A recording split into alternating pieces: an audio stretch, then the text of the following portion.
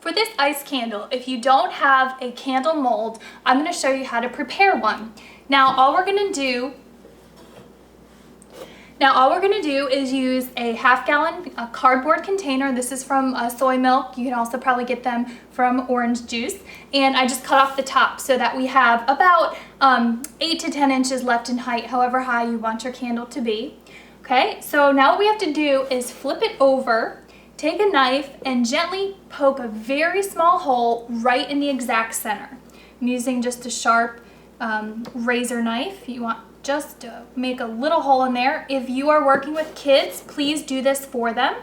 So have a little hole. Now I'm just going to take a wooden skewer and just poke that down in there. Okay? So we have a nice little hole directly at the bottom. Now what we need, put this aside, we're going to grab our wick. Now for this, we need a wick that is waxed, okay? So you can feel it, it has wax on it. You can get this at any candle store. We're just going to measure it against there. We're going to leave about 3 inches on the bottom and 3 inches on the top. Cut the excess off. Now this wick is good for a candle up to 4 inches in diameter. So there's different kinds of wicks, and if you're going to a candle store, just make sure that you get a wick that is the proper diameter for your candle. Okay, so this is about 4 inches. Okay, now what we're going to do is put the wick right through that hole, fish it all the way down, and then we need 2 pieces that are really important. I have just a small foam piece and then a washer. Again, you can get these at any candle store as well. They're part of a wick assembly kit. We need to just take that washer, or sorry, the foam piece, the foam washer, whatever you want to call it, and poke just a little hole through the center. Then we need to put the wick down through there. This is going to help prevent the wax from leaking out the bottom. Now, if you need help, you can use the skewer to help poke it through. Just don't make that hole any bigger because you don't want your wax to leak out. Okay?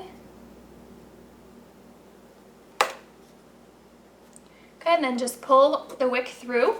Then we want to add the washer right on the end. That will help to hold it in place. And then just make a knot. It's very important to use a wax wick in this assembly that I'm showing you. One, we're using a wax wick so that when we have the ice and the water in here, that the wick doesn't get wet. If for some reason you don't have a waxed wick, you can go ahead and use a wick that is not waxed, but you're going to have to let this dry for a week before you're able to light it because the wick will be wet. And then we're using this assembly at the bottom, again, so the wax doesn't melt out. I'm going to grab my ice and we're ready to get started. Here's the proper setup you need for melting your candle wax. The wax goes into this pour pot and then into a pot with water in it. So I have a couple inches of water, and then it's on an electric stove. Do not use a gas stove, and do not put your pour pot with the wax in it directly onto the stove top. So we have a water bath going on here. Now I'm gonna get this wax to the suggested melting temperature, which for this wax is 180 degrees. Your wax might be different. Again, you can get paraffin wax at most craft stores and any candle shop. So I'm going to go ahead and melt this wax to the melt point, and we're going to be ready to pour our candle. Okay, now we just want to hold this wick in place. So I just have a popsicle stick with the hole cut out, and we just slide that right on there. So we center this and then just wrap it around so this holds it nice and tight. Okay, and straight and centered. Okay. Now what I did, just because the bottom doesn't sit flat because of the wick assembly at the bottom, I just took 2 pieces of wax. You can use bricks or books or whatever you want, and just held that up there. Now I have some ice. I'm gonna just put some chunks of ice in there.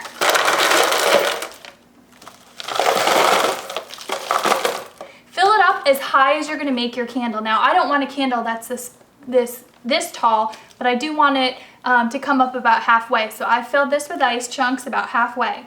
Now I'm going to grab the wax that has heated up to the recommended temperature, and we're ready to pour it on there. Okay, so I have a pound of wax that's melted down. Now, I added some coloring to it. I just added a little piece of a wax dye. I added just a small amount of that. Again, you can get that in any candle supply store. Now we're just gonna pour it all over our ice. Okay, now we're gonna let this sit until it completely hardens. I like to let these sit overnight just so you know that it's completely done. I let my candle cool and harden up in a saucepan here because all the water drips out the bottom, and that's just fine. Now I'm just going to turn it over and allow it to dry upside down overnight so to make sure that all the water leaks out. And we'll do the same thing with this one. See, all the water pours out. Let it dry upside down overnight. Okay, our candle has hardened overnight. Are you ready to see what it looks like? All you need to do is unwrap this. Remember, we left it upside down overnight, okay? Then flip it over. And what you can do if you want a longer wick is just untie this knot. Otherwise, you can just cut below the knot, but it's a really short wick. Now, when you're going to light a candle, any candle you'd light should always be only 1/4 inch. I'm just gonna untie that and then cut it. Okay, so now that the wick is untied, we can go ahead and take off the washer and our foam piece. Now, what we want to do, since it doesn't slide out really well, if yours slides out, that's fine, but we just want to pull this apart, okay? And we'll see our very cool candle. Now, as I mentioned before, you only want your wick on any candle that you're burning to be 1/4 inch. That is just for safety. If it's any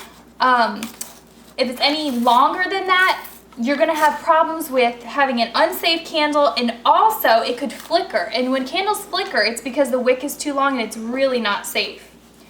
Okay, look at how gorgeous that is. That's our top. Now I'm just gonna cut the wick off the bottom because we don't need that.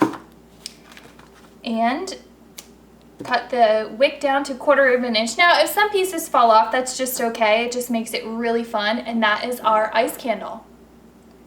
Now for our second ice candle, remember this one, we left it sit overnight and we did not fill it up all the way, so we had some ice sticking out. So now is the perfect time to add a second color.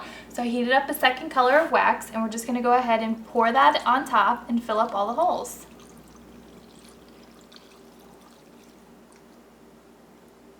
Now we just need to let this sit overnight, and then we can take it out of the mold.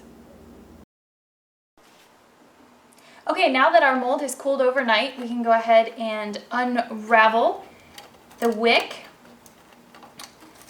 and then flip this over. We need to release that, so just cut right on your knot is fine. Okay, then remove our pieces.